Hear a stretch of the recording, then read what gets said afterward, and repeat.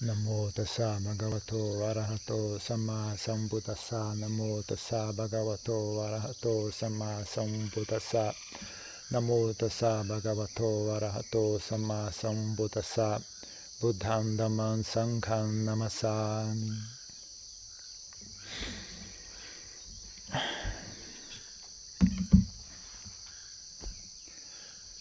Então, um dos aspectos mais interessantes do ensinamento do Buda, pelo menos no nível mais profundo, né? Superficialmente, as pessoas, o que mais chama a atenção para as pessoas é a questão da felicidade, né? Que o budismo ensina o caminho para a felicidade. Mas conforme você pratica e vai aprendendo mais sobre si mesmo, aprendendo mais sobre o sofrimento, né? Chega uma hora que você descobre que, na verdade, felicidade é apenas aquilo que precede o sofrimento, né? Ela é apenas um estágio inicial de sofrimento, né? Pelo menos a felicidade mundana, né? A felicidade que é baseada em fenômenos condicionados, fenômenos impermanentes, estímulos sensoriais, né? Fabricações mentais. Todos esses são felicidades não duradouras, insustentáveis. Não importa quão... às vezes até a felicidade que faz parte do que é chamado de algo bom, algo saudável, né? Mesmo a felicidade que vem da bondade é algo impermanente. E ela cria as condições para o sofrimento que vem em seguida, né? Coisa interessante de se observar, né? Quando você consegue enxergar isso de maneira clara, como é que funciona lá dentro da mente, né? Você vê, na verdade, quando as pessoas sentem prazer e bem-estar, né? Então elas sentem deleite. Quando elas sentem deleite, elas se apegam, né? E aí quando elas se apegam, elas têm aversão. Quando elas têm aversão, elas sofrem, né? Quando as coisas mudam. Elas têm apego pelo jeito como as coisas são agora. E aí elas naturalmente têm aversão pelo que vem em seguida. E aí não importa muito o que vem em seguida, é sempre sofrimento. Porque o que eu gosto é o que está aqui agora. Então não importa o que vem em seguida, vai ser sofrimento. Mesmo que não mude nada externamente, ainda assim a pessoa tem um limite de quanto tempo você consegue extrair prazer de uma experiência única, né? De uma mesma experiência, né? Após um tempo você não consegue mais sentir prazer naquilo. Então aquela experiência de prazerosa vira monótona. De monótona vira irritante. Então mesmo que nada mude, né? Você muda, a sua capacidade de sentir prazer muda. Então é basicamente uma busca, uma guerra perdida, né? Porque quando você se apega pelo prazer do aqui e agora, do que está acontecendo aqui e agora, não importa o que vem em seguida, sempre vai ser desprazeroso. Porque não é o que está aqui agora. Mesmo que...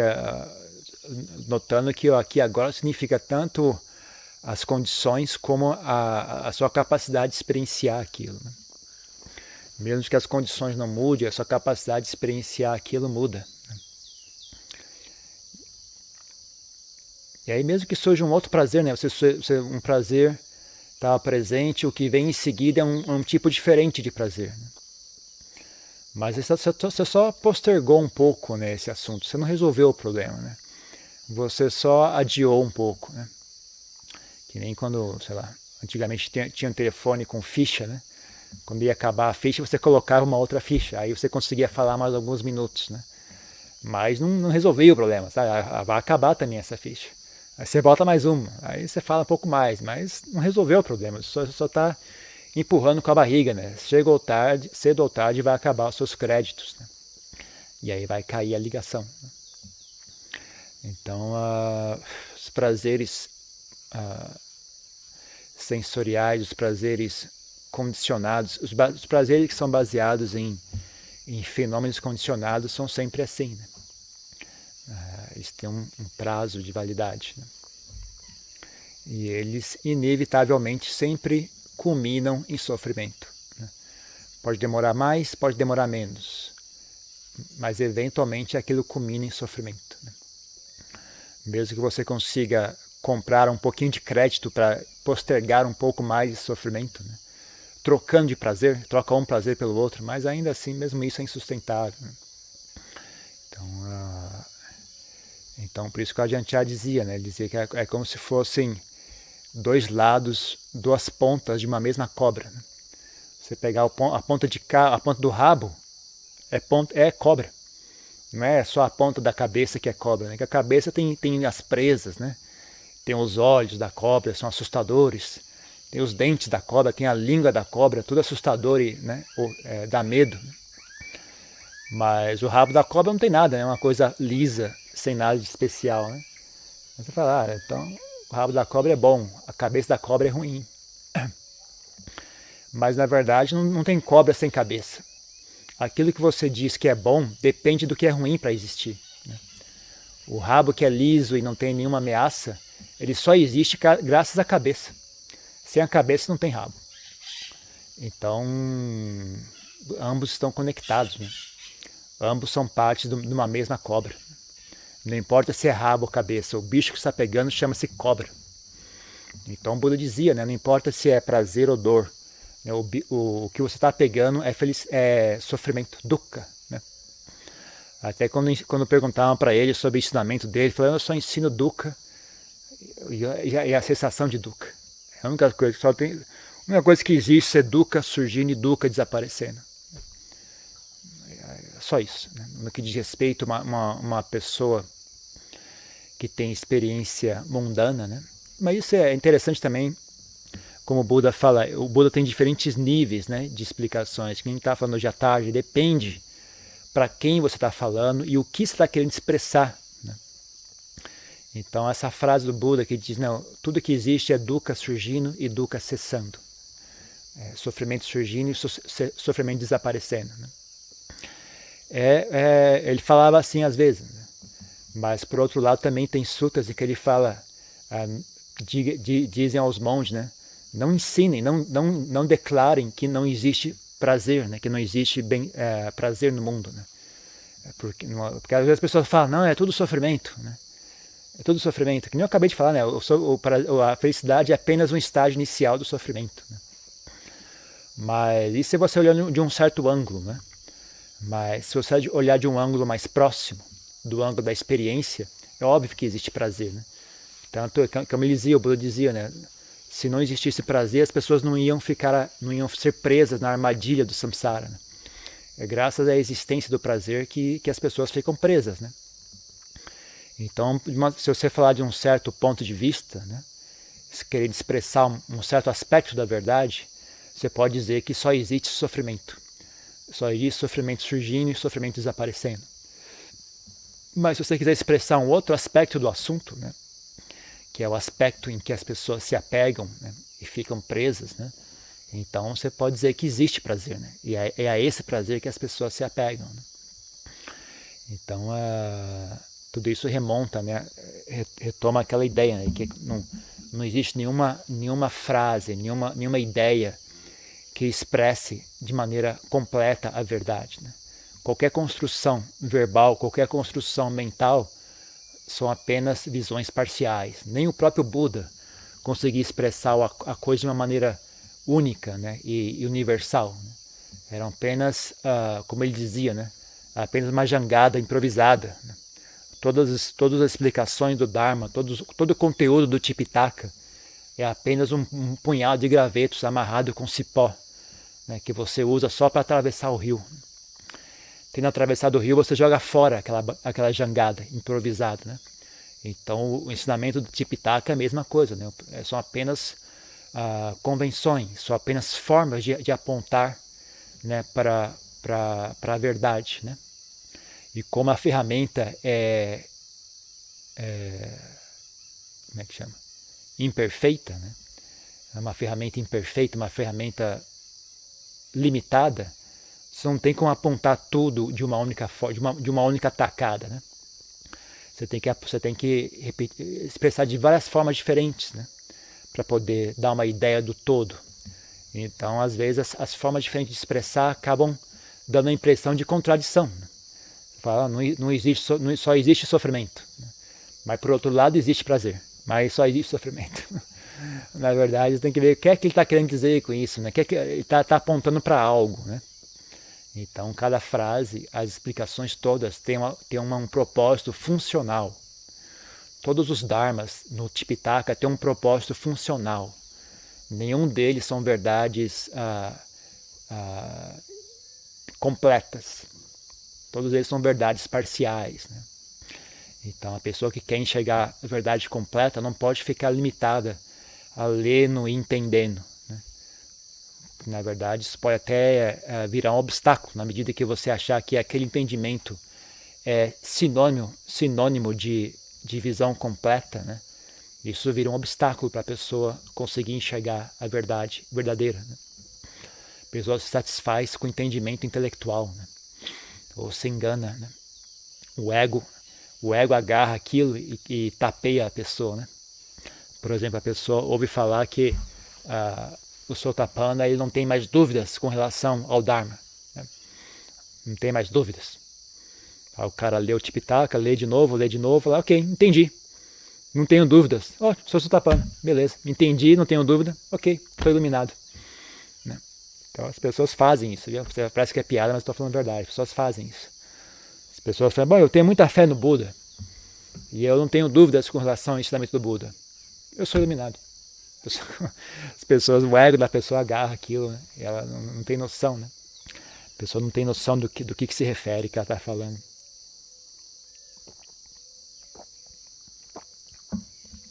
Então esse é o ponto, né, que é a importância de ter uma tradição viva, uma tradição de pessoas que botam isso para funcionar, porque você não dá para você preencher todas as lacunas só lendo, né, os textos, né, a não ser que você seja uma pessoa de muito talento, né, como Lompo Buddhadasa, por exemplo, né, uma pessoa extremamente talentosa, né, e alguns outros, né, como Lompo Man,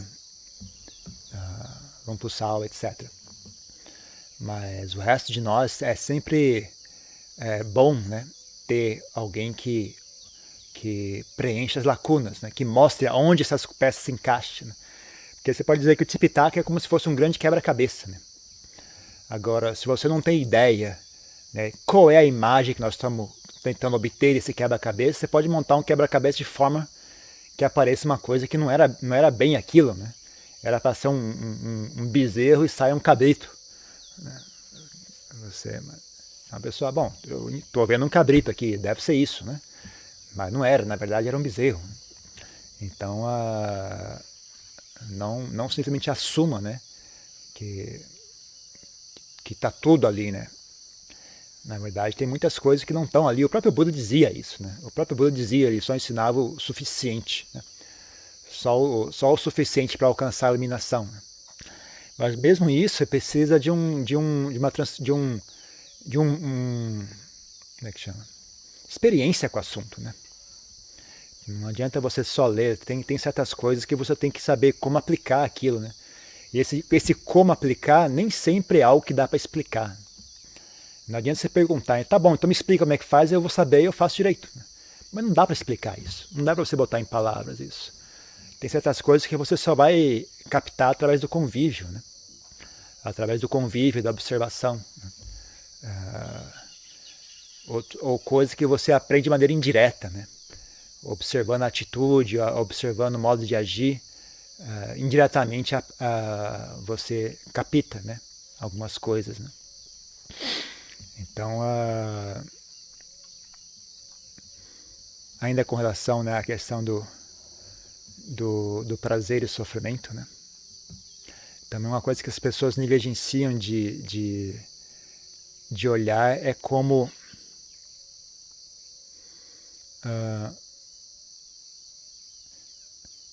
tem certas coisas que as pessoas não notam, né? Como aquilo é nocivo, né?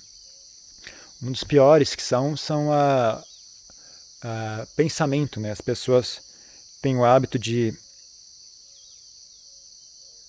elas têm o hábito de fantasiar a respeito de algo, né? Quando elas têm tempo livre, né? Para fantasiar sobre algo que é agradável, não custa nada, né? Não tem nada demais. Então as pessoas ficam ali fantasiando uma coisa, né? Fica ali mastigando aquele chiclete, como seria legal se fosse assim, como seria legal se fosse aquilo. Então é difícil elas enxergarem o malefício daquilo, né? Mas se você parar para refletir, né? Quanto mais você fantasia sobre uma situação ideal, mais incapaz de estar satisfeito com aqui e agora você fica. Então, cada segundo que você passa no mundo da fantasia deixa você mais incapaz de estar feliz aqui e agora, né? Mais incapaz de encontrar satisfação aqui e agora. Então, essa dinâmica, né, entre felicidade e sofrimento, ela é muito sutil, né? Ele é muito sutil e muito... Quando você capta a imagem do assunto, até que inicialmente você puxa, mas na verdade é como se fossem duas pessoas fingindo que são como se tivesse dois exércitos, né? O exército dos Estados Unidos e o exército da União Soviética. Aí você acha que dois soldados diferentes cada um está lutando por uma causa diferente. Na verdade, ambos estão em conchavo, né? Ambos estão apenas fingindo que são inimigos, mas na verdade estão trabalhando por um único propósito, né? Então quando você enxerga isso, você fala, na verdade eles estão de conchavo, eles são duas manifestações de um mesmo grupo, né? Só externamente que parece contraditório, né? Então felicidade e sofrimento também é assim, né? No começo você fica, caramba, mas eles são estranho, né? Eles serem tão opostos e ainda assim levarem ao mesmo ponto, né? Mas depois você olha com atenção e fala, não, na verdade eles nunca foram opostos, né? Na verdade ambos estão intimamente entrelaçados, né? Ambos são intimamente entrelaçados, ambos são...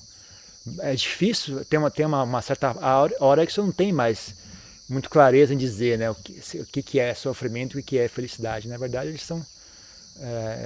tem uma parte que não é muito claro assim, né? Que talvez seja o que as pessoas chamam das sensações neutras, né? Não é nem felicidade e nem sofrimento, né?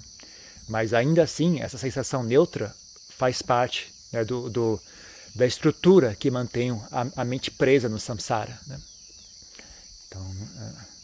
Então sukha vedana, dukkha vedana, né? E a sensação de que não são nem sukha nem dukkha. Todas essas são condições, né, que mantêm a mente presa no samsara, né? Então, né? E um outro aspecto você pode olhar nisso também, né? Por exemplo, se você olhar apenas em termos de sensações, né? Quando você se deleita em sensações agradáveis, em experiências agradáveis, você está reforçando o hábito de consumir sensações, né? E você não tem como controlar as causas e condições que geram essas sensações, né? Então, quando você baseia a sua mente no consumo de sensações, é apenas questão de tempo as condições mudarem e aquelas sensações passarem a ser tóxicas, né? Dolorosas, né? Então, quando você deleita em sensações agradáveis, você está criando o hábito de agarrar sensações. Então, quando surgir uma sensação desagradável, você vai agarrar aquela sensação desagradável. É um pouco de ilusão você falar, não, eu vou só pegar a sensação agradável, a sensação ruim, eu não vou agarrar. Você não vai conseguir fazer isso. Se você tem o hábito de agarrar sensações, né, você vai agarrar tanto a boa quanto a ruim. Então, porque você acaba usando aquilo, né, para definir a experiência de eu, né? Eu sou isso que experiencia essas sensações, né? E aí, quando não tem sensação agradável, como é que eu vou fazer? Eu vou deixar de existir? Não, peraí, vamos agarrar o ruim, né? Alguma coisa eu tenho que agarrar, porque eu quero existir, né? Então, a ideia de não existir não é inaceitável, né? Então você fala, não, eu só vou agarrar sensações agradáveis, as ruins eu não vou agarrar. Quer dizer, quando surgir sensação ruim, você vai deixar de existir ou não? Não, então você vai agarrar a ruim também. Enquanto eu estiver presente e eu for definido através dessas experiências, você não tem a opção de não agarrar a sensação ruim. Então é que nem fogo, né? Fogo não escolhe. Né? Você taca fogo na fogueira, fala, ok, mas o fogo vai ficar só na fogueira. O fogo não tem opinião a respeito disso, ele queima o que vier. Se você deixar o fogo, ele vai queimar tudo. Né? Ele não tem noção, né? Isso aqui é lenha, isso aqui é a casa. Ele não sabe a diferença entre lenha e casa. Ele queima. Né? Então o ego consome sensações, ele consome experiências. Né? Ele prefere um tipo, não gosta do outro. Mas na verdade é apenas uma ilusão isso. Na verdade, essa questão de eu gosto disso, não gosto daquilo, é apenas um jogo de espelhos, né? É um jogo de sombras, na verdade. Então você não pode acreditar no ego quando ele fala, eu gosto disso, eu não gosto daquilo. Isso é só uma mentira bastante sorrateira que ele fala, né? Porque quando chega o sofrimento, ele agarra também, né? Fala, ai que diabo, você falou que eu não gostava do sofrimento, que você está agarrando isso? Ah.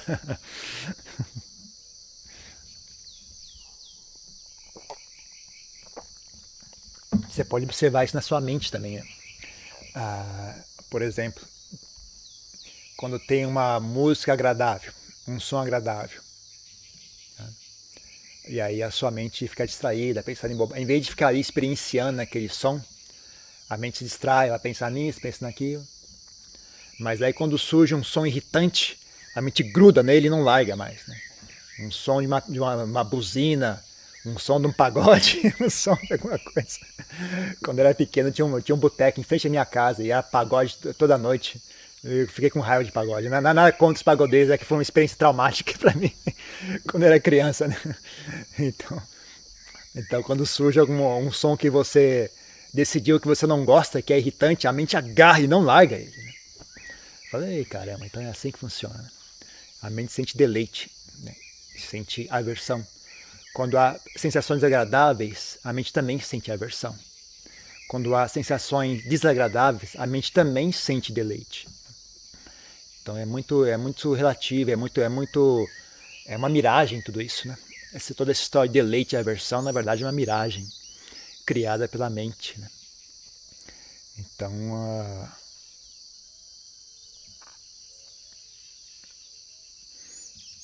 você pode notar, né, que tipo de padrão mental você cultiva, né, pelas coisas que a sua mente agarra. Né? Então, as pessoas que são raivosas, elas passam batido em tudo que está correto, elas fixam só no que está errado. Quando surge alguma coisa que... Às vezes a coisa nem está errada, mas a pessoa quer sentir a sensação de raiva. Né? Então ela cria na mente dela coisas erradas para poder sentir raiva. Né? Então,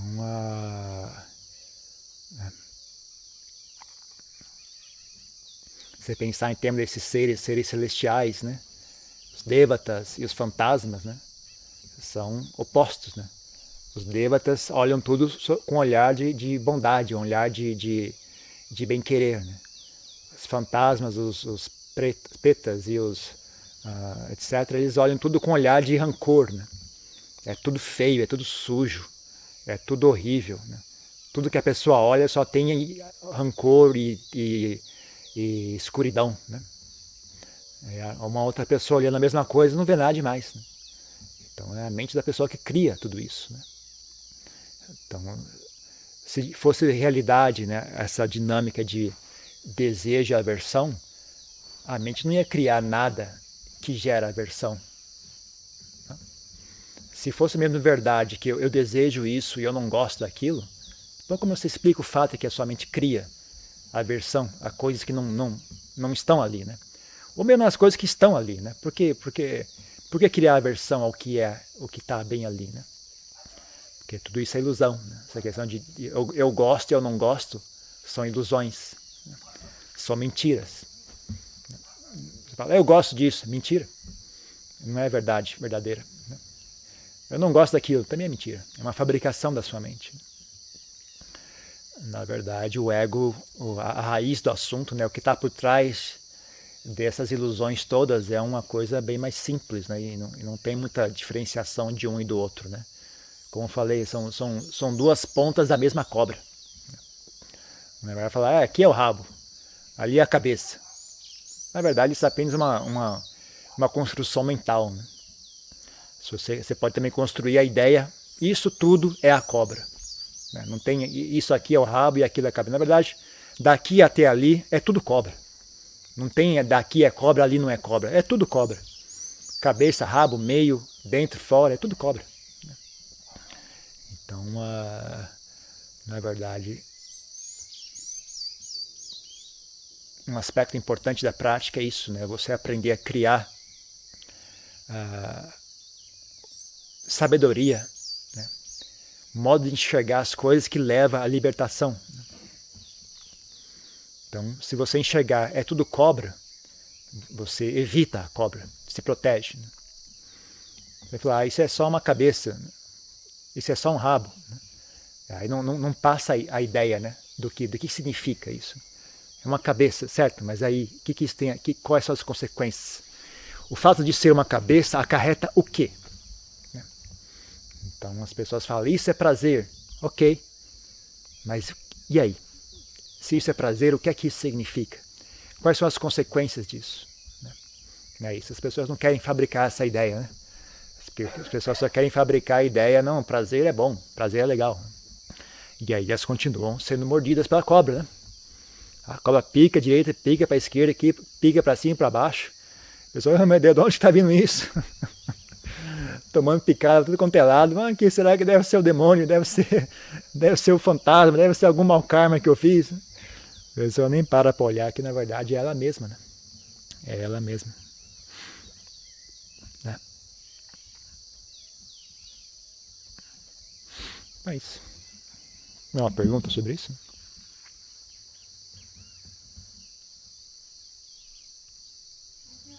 Diga. E o deleite na sensação da respiração estaria errado? Não, na medida que você é um ser humano, você não tem como. Você só vai conseguir vencer isso num estágio bem avançado de prática. Né? Então, mesmo deleite, você não tem como não sentir deleite ou aversão. O nobre óctuplo caminho, na verdade, é uma forma de configurar essas coisas todas de forma que aquilo leve à libertação, né? Como eu falei agora há pouco. Né? Você falar, isso aqui é só a cabeça, isso aqui é só o rabo. Né? São construções mentais. Né? Fala, não, isso tudo aqui é a cobra. Ainda é uma construção mental. Não chega a ser verdade suprema e transcendental. É uma fabricação da sua mente. Só que é uma fabricação que leva a um resultado. Entendendo que isso tudo é a cobra, você evita tudo. Né? Você não agarra nem o rabo, nem a cabeça, nem nada. Você se afasta daquilo. Né? Então, com relação a deleite, né, na medida que você está no começo da prática, né, você sente deleite naquilo que é conducivo à libertação. Você sente a aversão por aquilo que é obstáculo para a libertação. Né? Conforme você vai progredindo, você vai deixando essas coisas para trás. Né? Esse deleite e a aversão vai ficando cada vez menos. Né? Cada vez menos você vai quebrando esse ciclo, né? esse hábito viciado de comportamento. Né? Mas no começo, né, você tem que usar deleite e aversão. Né?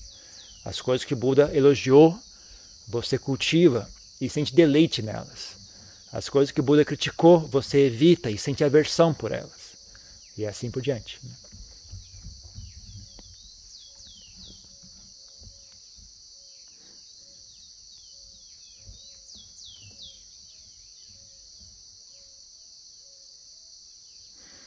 Tem mais uma pergunta?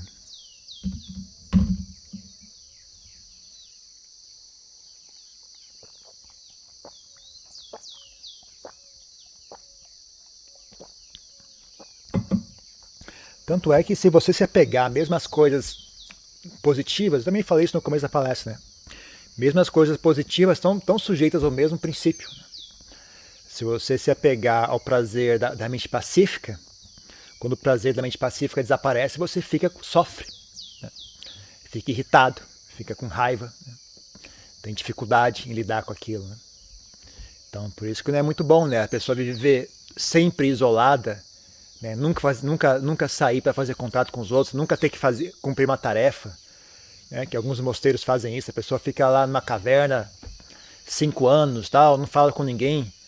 Às vezes não é tão benéfico como as pessoas pensam, né? A pessoa acaba ficando limitada, né? Então, mesmo quando ela sai daquela caverna, ela não sabe falar, não sabe fazer nada, não consegue lidar com nada, não consegue lidar com qualquer forma de desconforto, não consegue fazer nada. A pessoa fica um problema, né? E vira um problema, né? Então, mesmo os deleites, os prazeres que estão relacionados ao caminho de prática também causam essa, como é que chama? Essa oscilação, né? Entre prazer e dor, né? Mas, na medida que nós somos seres ignorantes, né, a gente tem que usar o que a gente tem. Né? O que a gente tem são esses mecanismos, né? Então a gente usa eles. Né? Mas conforme você pratica mais e mais, você vai abandonando isso. Né? Então, esse tipo de coisa é uma prática que progride. E aos poucos, esse pêndulo, né, vai diminuindo de ritmo. Né? Já não vira algo tão... Não é um vai e vem tão agressivo, né, como era antigamente. Fica cada vez menos e menos e menos e menos, né, até parar por vez. Né? Ok? Só isso.